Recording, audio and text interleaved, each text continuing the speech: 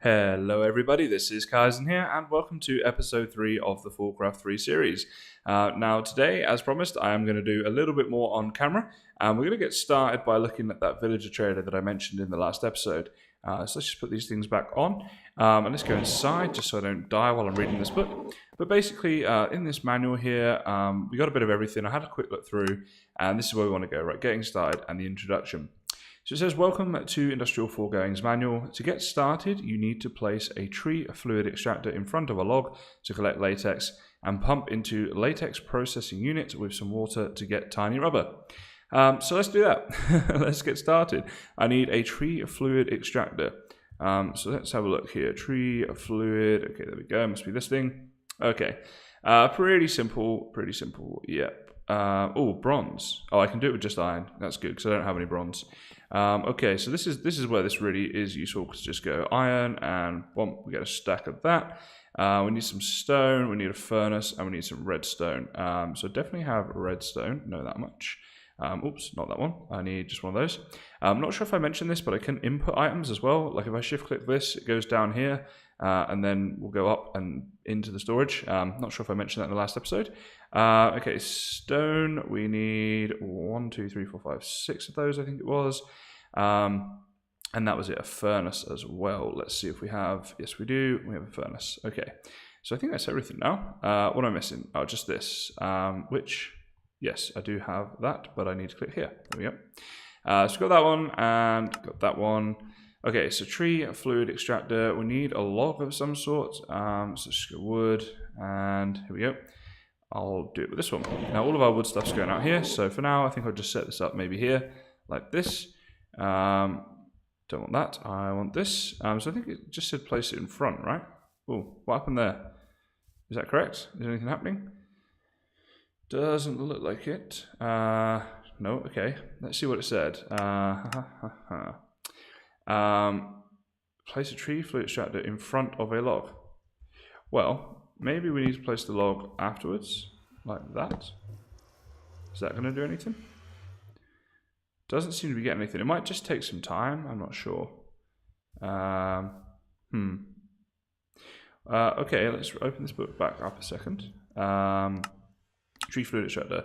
When placed in front of a log, of any log, it will produce liquid latex. It will slowly consume the log. Each tree fluid extractor contributes to the consuming of the log. Okay, so we can place more than one, but at the moment, nothing's happening. So not sure if I did this right. So let's try placing this on here again. Seems to want to face that way, so let's leave it facing that way. Perhaps it just takes some time. That could be it, right? It might just be that I'm being a bit impatient. Let's leave it for now and see if anything happens while we go and do this other thing, which was, so we then need to pump it into a latex processing unit. Okay, so let's have a look for that one and see what we've got going on there. Latex processing unit. Yeah, also not too bad. Is there? Oh, the difference is I can do either a machine frame, yeah, or I can do a simple machine chassis. So this is more iron, I guess, because of the iron bars, whereas this one is a bit of glass and some tin. Let's see if we have tin. That's going to be what this is all kind of hinging on. I don't know if I will. Industrial powder coating. Yeah, that's not tin. Okay, let's do the iron one. So we'll get that out. We've got some iron on us. Let's see if we can start making this thing. So we're going to need one of these sorted. I just happen to have a load of these on me. I went and made a load earlier. What else do I need? What am I missing? Redstone, furnaces, and an iron gear. Well, actually, the iron gear we can make right now. The redstone will not be a problem. Let's just take out a stack of that because I'll probably need it later. And furnaces. There we go. Let's get those as well. Oops, not that. Okay, I believe that's everything we need. So there we go. There's our unit. Now let's see if any of this has been produced yet. No. Okay. On a hunch, I'm going to try placing it in front of a different log. Maybe that's the issue. Let's just steal a bit of this and do a bit of that and a bit of that. See if this does anything. There we go. So it says that you can place it in front of any log, but I'm guessing it means any vanilla log because that wasn't working. This is now working. It's slow, but it is working, so that's good. Now, what it said though was pump into a latex processing unit with some water to get tiny rubber. So we need to pump it into this other thing. You know what, that never port there is just really annoying me. I think I need to move it a bit further away. Just the noise of it just bugs me. So here's my processing unit. Now can I just plonk it straight there? Will that work? Oh, and I need to put water in. Do I just put water in like that? Okay, is anything happening? So this is fluid latex. I think maybe I'll need to actually pump it. Fluid containers. Okay, this is latex tank, fluid containers, fluid latex. Oh wait, is that? Oh, okay. So this is just changing what I'm seeing, I guess, but nothing's actually going into here, right? So it does say pump, but it doesn't say you necessarily. Oh wait, what does that do if I press play? Anything? Nothing. Okay, clearly an expert with this mod, guys. Okay, so let's search the mod and industrial FOR. Okay, there's nothing there. In that case, is there like a fluid pump? There are. They're from a different mod, and they're probably not what we need right now. So we've got fluid latex, fluid containers. Is this? I don't understand any of this, to be honest. I don't know what's going on here. Yeah. Okay. What I think I need to do then is I need maybe some sort of conduit or something. Ender fluid, pressurized fluid. Might need to just what's this? Fluid conduit. Yeah, okay, I don't know what I'm doing. It's official. And I figure that I should probably. Alright. I'm gonna stop wasting your guys' time, and I'm gonna go and figure this out a second, and come back and then show you guys how to do it. All right, guys. I kind of did it again. I got carried away. I did a little bit too much off camera, I think. This pack is just so fun, and you get into it and you do one thing and it turns into like 10, and then I didn't have time to record, and yeah. So basically, I did a lot of stuff off camera, and I just wanted to bring you guys back in now. This is the next opportunity I had to record, to show you like a lot of things.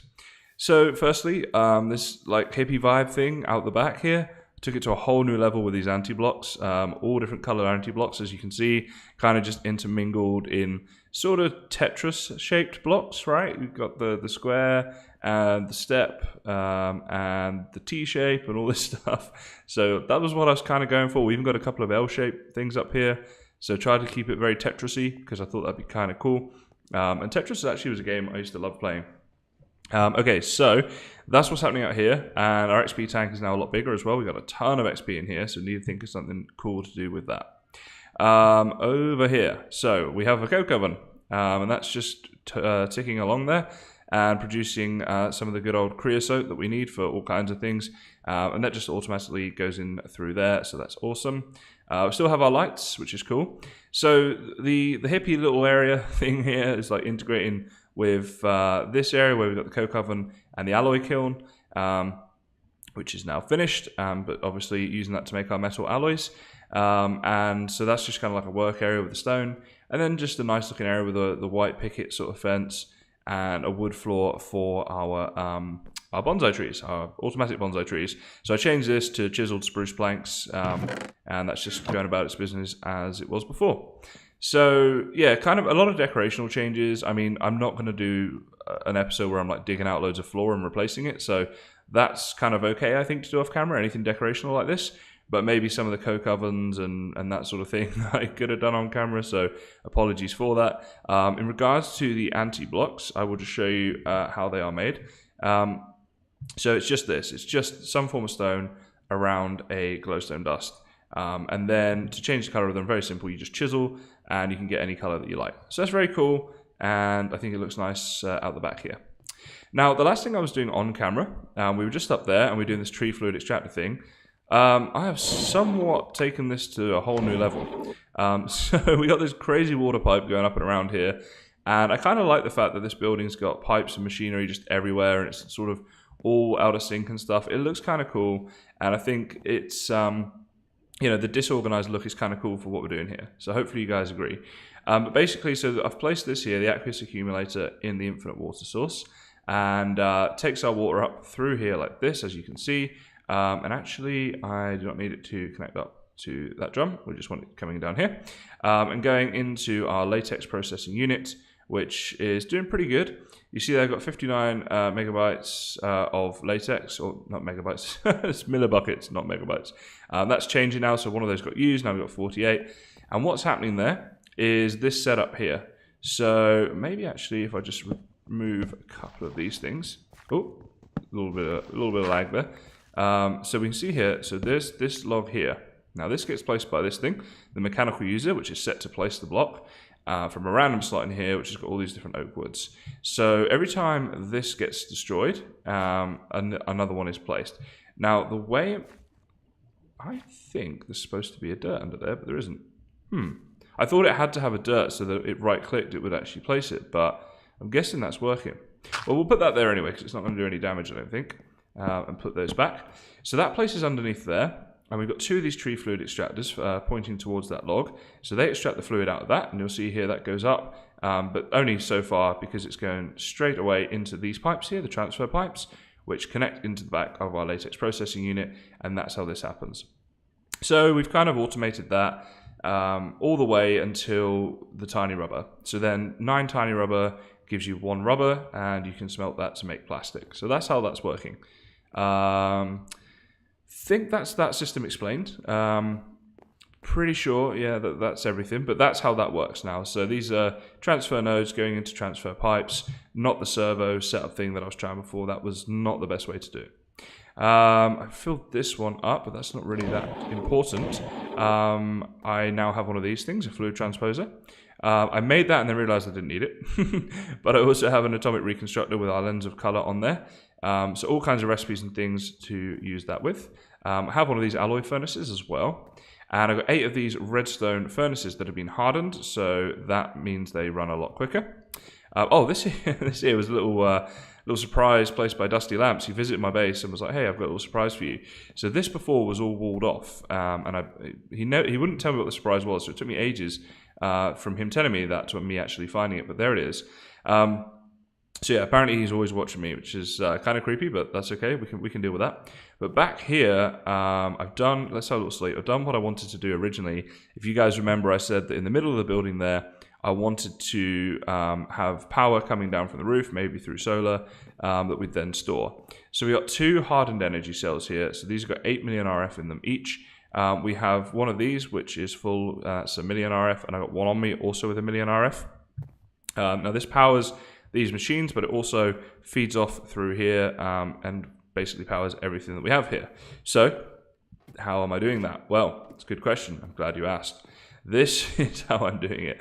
I've got I should have brought some blocks. I'll go get some just to show you what it actually looks like. But basically what it is a solar array. Very basic, but it's also very powerful for this stage of the game, I would say. Given that this is like, I don't know what, episode 3 or something. I can't remember how many episodes I've actually done on this, because obviously all the confusion we had. Now, it kind of looks like they're off, but they are actually on, and they're producing solar power right now because it is a sunny day. Of course, they don't work at night time. So, yeah, basically just got myself an assembler and got into this environmental tech with this setup here. I think it's kind of cool. These are not necessary, these reinforced stone fences, but just thought it would look better to have that kind of there looking like it's holding up the structure rather than it just being placed on there. So that is how we're now going to be powering everything down in our workshop. And then this underneath is just our solar array with our null modifiers. There's plenty of tutorial videos on environmental tech, so I'm not going to go into that too much. Just safe to say that's a solar array that's working and powering everything we want to do here. So that's pretty cool. And is that everything? I think that is probably you guys up to date now on everything that's happening. It looks like it. So okay, that's full as well. So the workshop's starting to take some place, or starting to take some shape, I should say. I've kind of got into the decoration side a little bit. I want to do a bit more with that, particularly with like these lights and things. But also there's a decoration mod, so you can get things like sinks, for example. And if we just go at crayfish, this will show us all kinds of items. So you can get ovens, and you can get curtains and bird baths and just all kinds of decorations. You see here pages of it. So I think this is the stuff I'll look to try and do off camera, is anything to do with decoration and flooring and all that sort of stuff. And then on camera, I'll try and explore some of the different mods in this pack a little bit more, because I think that would. I think it's just a little graphic glitch there. Look at that. My leg's turning white when I look in a certain direction. Aha. No idea why that is. But yeah, I think that'll be a good way to go. But you guys can let me know your thoughts on that as well. So we now have some power. The next thing I want to do, and this will probably form the entire of my next episode, is I want to start a quarry. Now, this is one thing I have done as well. So this is my my gold chest of whimsy and wonder. Aha. So what is in this chest is what you're wondering, isn't it? Well, I'm not going to tell you just yet. Because what I'm doing is I'm actually planning my episodes ahead, guys. So pat on the back for Kysen, planning things ahead here. And this chest is going to be things that I need in the next episode. So at the start, we're going to start every episode around here. We're going to look in the chest and explore what we're doing in that episode. And I just thought that could be kind of fun, but also because I think of so many ideas when I'm just like doing things on the server, just playing it. And I'm like, that would make a great episode. I should do this, I should do that. And then I forget them. So now I won't forget they're in this magical gold chest, right?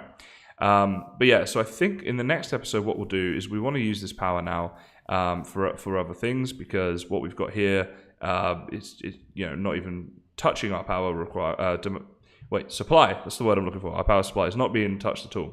So we want to really into that and start doing some cool stuff. And I think gathering resources with the use of a quarry would be an awesome next episode. So that is what I'm going to look to do in the next episode. And when I say do that, I mean do it on camera, show you guys how we do it, build the quarry together, all that sort of stuff, rather than you come back and just see something different. But I like the base. It's starting to take shape a little bit now. I think it's pretty cool. We've got different areas of the base, which I like. And I think we can definitely expand on that sort of concept in the future. So look, hopefully you like this episode, guys. As I say, I will try and do a bit more on camera in the future.